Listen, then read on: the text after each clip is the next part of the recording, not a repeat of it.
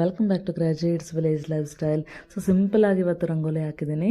So morning breakfast ಬಂದು ಪಾಲಕ್ ಪರೋಟ ಮಾಡೋಣ ಅಂತ.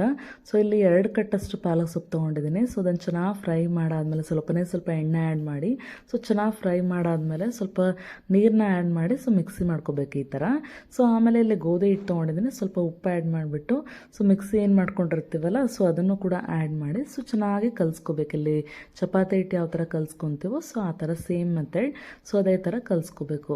ಸೊ ಇನ್ನೊಂದು ಕಡೆ ಸೊ ಪಲ್ಯಕ್ಕೆ ಪ್ರಿಪ್ರೇಷನ್ ಮಾಡ್ತಾಯಿದ್ದೀನಿ. ಸೊ ಇಲ್ಲಿ ಟೊಮೊಟೊಕಾಯಿ ಪಲ್ಯ ಮಾಡೋಣ ಅಂತ ಪ್ರಿಪ್ರೇಷನ್ ಮಾಡ್ತಾಯಿದ್ದೀನಿ ಇಲ್ಲಿ. ಸೊ ಆಮೇಲೆ ಸೊ ಈ ಥರ ಆಗಿತ್ತು ಬೆಂಡೆಕಾಯಿ ಫ್ರೈ ಮತ್ತು ಟೊಮೊಟೊಕಾಯಿ ಪಲ್ಯ.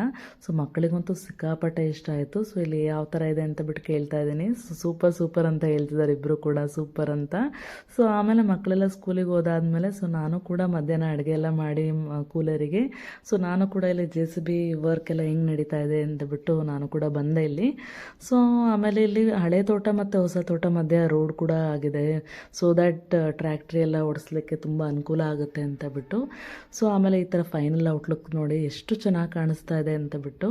ಸೊ ಅಷ್ಟೊತ್ತಿಗೆ ಆಲ್ರೆಡಿ ಸಂಜೆ ಆಗಿತ್ತು. ನಮ್ಮ ಪಕ್ಕದ ತೋಟದಲ್ಲಿ ಮೆಕ್ಕೆಜೋಳ ಕೂಡ ಬೆಳೆದಿದ್ರು. ಸೊ ಇಲ್ಲಿ ಮಕ್ಕಳಿಗೂ ಕೂಡ ಇಷ್ಟ ಆಗುತ್ತೆ ಅಂತ ಬಿಟ್ಟು ಸೊ ನಾನು ಈ ಥರ ಫ್ರೈ ಇದು ಮಾಡ್ತಾಯಿದ್ದೀನಿ, ಕೆಂಡದಲ್ಲಿ ಬೇಯಿಸ್ತಾ ಇದ್ದೀನಿ, ಈ ಥರ ಫ್ರೈ ಮಾಡ್ತಾಯಿದ್ದೀನಿ. ಸೊ ಆಮೇಲೆ ಉಪ್ಪು ಖಾರ ಮತ್ತು ನಿಂಬೆಹಣ್ಣು ಕೂಡ ತೊಗೊಂಬಂದಿದ್ದೆ. ಸೊ ಇದಾಗಿತ್ತು ನನ್ನ ಇವತ್ತಿನ